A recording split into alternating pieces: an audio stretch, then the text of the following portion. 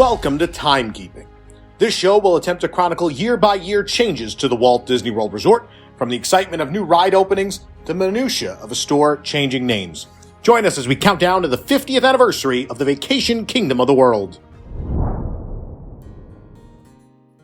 Walt Disney World went from celebrating a millennium to celebrating a century in 2001. This would mean new parades, new attractions, a new hotel, and some new names. With Walt Disney's 100th birthday in December, the company was looking to capitalize on its namesake like it had not in decades. At the Magic Kingdom, Main Street USA saw significant changes in 2001. Flower Street, or West Center Street, was removed, essentially turning the entire west side of the land into adjoining shops, making up the Emporium. As part of the change, the Harmony Barber Shop was moved from its former location on Flower Street to Town Square, where it is today. After over a decade of various iterations on the Castle forecourt stage, Disney Mania gave way to Cinderella's surprise celebration show on October 1st. The show opens with the fairy godmother, Cinderella, Prince Charming, and some of the mice coming out and Cinderella singing "A Dream is a Wish Your Heart Makes." Cinderella then announces she's going to give gifts to the guests, and Minnie, Goofy, Pluto, and Donald come out with large presents and sing "With a Little Bit of Me," an original song made for the show. The cast heads back in to get one more gift, and the stage is taken over by the evil queen in hag form, raising her own poison apple gift from below. The cast then returns with Mickey and proceeds to open the gifts, starting with the romance present. "So This Is Love" plays and fades into "Someday My Prince Will Come" when Snow White enters. Beauty and the Beast join the mashup as Belle and the Beast join the princes and princesses. Chip and Dale come out as the cast sings "Everybody Has a Laughing Place" after a comedy gift is opened. Donald then opens the evil queen's gift and she reappears in her normal form, summoning Captain Hook, Jafar, and Shan Yu. Pluto bites Jafar, and the Fab Five then open the next gift to bring forth the heroes, Mulan, Peter Pan, and the Genie. The villains chase the heroes off the stage while Pan tickles Hook to defeat him up on top the castle. Mulan traps Shan Yu in a present containing fireworks and, blows him up. The Genie reflects Jafar's magic back at him with a mirror, splitting his hat in half. And the evil queen is sent away by the fairy godmother once the audience reminds her of the words to her spell, "Bippity Bobbity Boo." They then open the final present, friendship. The show ends on a reprise of "A Little Bit of Me," and the characters then leave the stage to meet and greet with the audience below. The Magic Carpets of Aladdin officially opened on May 24th. The 90-second spinner ride was opened in the plaza area in front of the Tiki Room and the Jungle Cruise. It features 16 two-row carpets, including one that could be loaded with a wheelchair. The front seat of each carpet controls the height of the carpet, and the back seat controls the tilt. There was originally no cover to the queue, but that changed given, it's in Florida. The two spinning camels, one facing the ride and one facing the walkway, were recycled from the Soundstage restaurant and the Aladdin's Royal Caravan Parade at the Disney MGM Studios. The House of Treasure received a refurbishment as the store was rearranged to accommodate a new stockroom. In Liberty Square, the Mike Fink keelboats closed forever on April 29th, nearly 4 years after a capsizing boat caused the Disneyland version to close. Fast Pass was added to Big Thunder Mountain Railroad and Peter Pan's Flight by May. Spectro Magic returned to the Magic Kingdom on April 2nd with a number of changes, including the removal of Roger Rabbit, replacing him with the Genie, as well as a few audio animatronic additions in the form of Sebastian the Crab and Jiminy Cricket. While the 100 Years of Magic celebration commemorating Walt's centennial was centered at the Disney MGM Studios, the Magic Kingdom also received a new daytime parade on October 1st.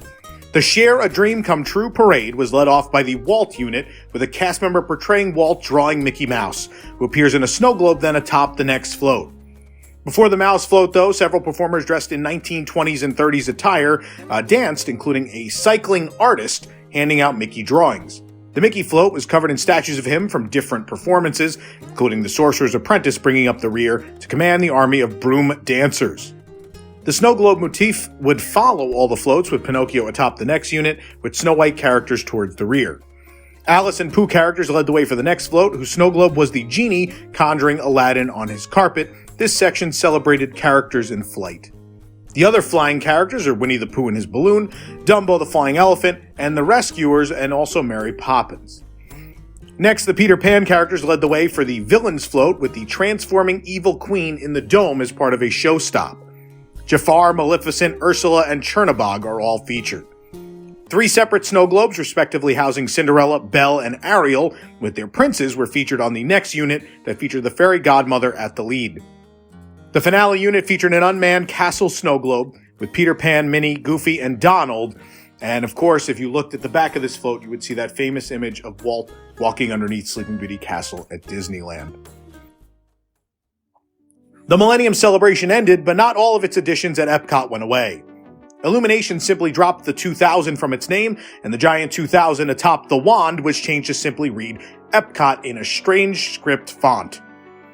The Tapestry of Nations parade became Tapestry of Dreams in September.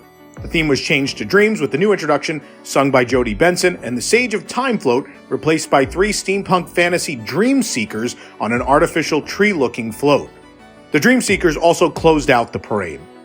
The majority of the parade otherwise remained the same. The Millennium Village closed the first of the year. After receiving universally negative reception from all guests, Journey into Your Imagination would close for a hastily planned refurbishment on October 8th of 2001. Innoventions again would see exhibits come and go. In Innoventions East, Look into the Future and the website Construction Zone closed on February 19th, and Future Cars also closed. The Mission Space Launch Center, which would count down to the 2003 opening of the e-ticket attraction, opened in Innoventions in May. On the west side, the Broadband Connection and Video Games of Tomorrow would close, while Tom Morrow 2.0's Playground and Look into the Future would open. At the Disney MGM Studios, the Backstage Pass attraction was shortened again, as much of its space was taken over by Who Wants to Be a Millionaire? Play It. This show, based on the runaway hit ABC primetime game show, used guests in the park as contestants, allowing them to win real prizes. The prizes included a pin for every point level from 100 to 1 million, a baseball cap at the 1,000-point milestone, and a polo shirt at the 32,000-point milestone. The original million-point prize was a trip to see a taping of the real show in New York City.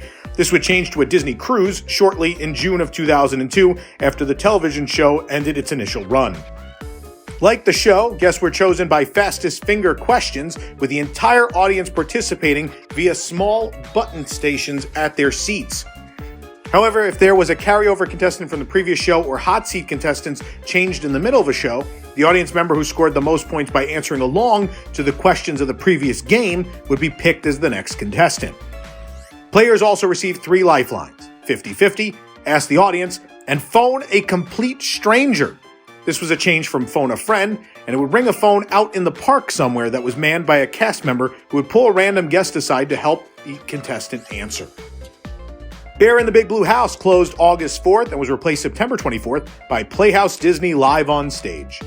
This version of the show still featured Bear in the Big Blue House, but also Stanley, Roly Poly Oly, and the Book of Pooh. Like in the original show, the bear would welcome us and dance to songs. Roly Poly Oly would feature puppets of the characters dancing. Stanley featured the character puppet singing about washing up and going to bed, and the Pooh segment was about the character's perfect day. Bear returned for the finale with Luna. The show transitioned between segments, with the sets being turning pages of a book. The Disney MGM Studios was the center of the 100 Years of Magic celebration beginning on October 1st, and the centerpiece of the park would become the Sorcerer's Hat. This new 122-foot icon was placed in the center, right in front of the Chinese Theater, reportedly for copyright reasons. Housed under the hat was a pin store and the park's 12 Discover the Stories Behind the Magic kiosks. These trivia kiosks were actually found in every park for the celebration. The Magic Kingdom housed their 12 in the Exposition Hall in Town Square. Epcot had a dozen in Innoventions East, and Animal Kingdom had 9 in the Outfitters on the newly renamed Discovery Island. The shop sold the new interactive Magical Moments pins that would light up at certain places around Walt Disney World. Walt Disney One Man's Dream also opened on October 1st. This walkthrough attraction featured memorabilia from throughout Walt Disney's life, including animatronics, models, photographs, and furniture. Video and text exhibits would walk guests through Walt's life before being seated in a small theater that would show a short film called, aptly, One Man's Dream. The original version of the film was narrated by Michael Eisner. The Mulan Victory Parade would close on March 11th. Its replacement, the Stars and Motor Cars Parade, opening on October 1st. This simpler parade featured Disney characters riding in themed convertibles going to a Hollywood premiere. The first unit featured Buzz and Woody in a car themed to Andy's bed, with Mr. and Mrs. Potato Head as hood ornaments. Other characters in the film danced around. Mary Poppins and Bert rode in a carousel car. The next car featured Kermit and Miss Piggy from the Muppets. Next, Luke and Leia from Star Wars drove in a land speeder-inspired vehicle, followed by Mulan on a throne and Sully in front of the Monsters, Inc. logo. Aladdin and Jasmine rode in the Genie car, which was Genie turning himself into a car. Next came Hercules and Meg, trailed by several of the villains on foot, as well as Hades in another car. When the parade first debuted, you could find characters from Atlantis the Lost Empire, as Milo and Kida had their own Atlantean vehicle-themed car. Ariel's car featured a clamshell, and now you'll find this at Disneyland Paris all the time. Bear in the Big Blue House came next, followed by Snow White in front of the magic mirror frame. An array of random characters led the way for the finale car, featuring Mickey, Minnie, Donald, Goofy, all in their Hollywood outfits. At Disney's Animal Kingdom, Safari Village became Discovery Island in December 2000. Countdown to Extinction had also changed its name to Dinosaur on May 1st, 2000. This was to coincide with the release of the film. 2001 would see other changes to Dinoland as Chester and Hester's Dino-Rama began to open. Triceratops Spin, a ride almost identical to the Magic Carpets, aside from its theming of a spinner to a meteor shower and the ride vehicle being a Triceratops, opened on November 1st. The vastly underrated Mickey's Jammin' Jungle Parade would debut on October 1st. The park had not had a parade for 2 years since the end of March of the Artimals, although this was very different from that. This one would feature Disney characters in addition to more animal-like performers. Led off by Rafiki, the main floats for the parade were Jeeps and other safari-type vehicles. The between units included puppet animals like birds, a wooden elephant, and a wickerwork hippo. Minnie's float featured a vanity and a bathroom. Other puppet animals came between the Jeeps with camels, monkeys, alligators, and more. Several of these units even featured guests who were chosen to be in the parade before its daily performance. Goofy's float was overloaded with a lot of equipment, including the kitchen sink. Donald's float, of course, was dragging a boat. The final float featured guests with Mickey. Disney's Animal Kingdom Lodge opened on April 16th. The new deluxe resort was designed by Peter Dominick, the same architect who designed the Wilderness Lodge and the recently opened Disney's Grand Californian Hotel at the Disneyland Resort. The resort opened with 500 rooms, reaching its full 1,293 capacity by the summer. The resort was designed around 3 savannas with over 200 animals. The resort featured Boma, a buffet, and Chico, an upscale restaurant just below the grand main lobby. The Mara quick service restaurant was also available, as well as the Zawadi Marketplace store. Walt Disney World's first water park, River Country, closed forever on November 2nd. At the time, the park was set to reopen in the spring, but it never would. The failure to reopen might be a consequence of the September 11th terrorist attacks. After the initial attacks, it was thought large tourist attractions like Disney World might also be targets. That day, the parks were closed and evacuated in the late morning. Guests were not told why they were being forced to leave in such a sudden manner. Once the parks were emptied, Disney worked with guests to extend hotel stays for those that were stranded and helped to rearrange flights once they resumed. The parks did reopen on September 12th, but the longer-term impact of the event for Disney was a noticeable decline in tourism as many were afraid to travel. This led to several attractions cutting operating hours, such as the Enchanted Tiki Room under new management and the Country Bear Jamboree, but some attractions were actually put into seasonal operation, only operating on busy holiday weeks. This included, believe it or not, Walt Disney's Carousel of Progress, also the Timekeeper nearby. The celebrations planned for 2001 began under a dark shadow, and the park stayed under it for quite a while. 2001 gave us memorable attractions and long-lasting parades. The 100 Years of Magic editions became staples of Walt Disney World, but the impact of the year came from external sources. 2002 would continue the 100 Years of Magic celebration, and other plans already in motion would come to fruition, but for many years after, the effects of 2001 would be felt. Well, time flies. If you're enjoying your jump from time to time with us, please hit that like button and subscribe to support this show and others. You can also join the WDWNT Inner Globe Society for exclusive content at patreon.com/WDWNT. If you're looking for the perfect gear to celebrate 50 years of Walt Disney World, you can shop for apparel, accessories, and more at carouselofproducts.com. We'll see you real soon here on Timekeeping.